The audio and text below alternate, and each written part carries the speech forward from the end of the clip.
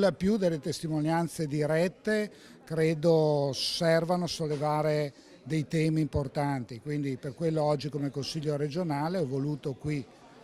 Graziano Stacchio presentare questo libro per aprire un confronto veramente a tutto campo sul tema della legittima difesa e di quello che può essere il ruolo della Regione in questo campo. Trovarmi in questa sede oggi e parlare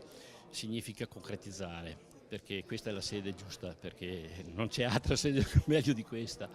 Ecco, questo problema che io mi porto addosso, me lo porto addosso e da tempo, e la volontà di cambiare questo sistema, perché gli atti predatori, lo sappiamo, è inutile nasconderceli, sono aumentati a dismisura, in questi 2 anni sono raddoppiati.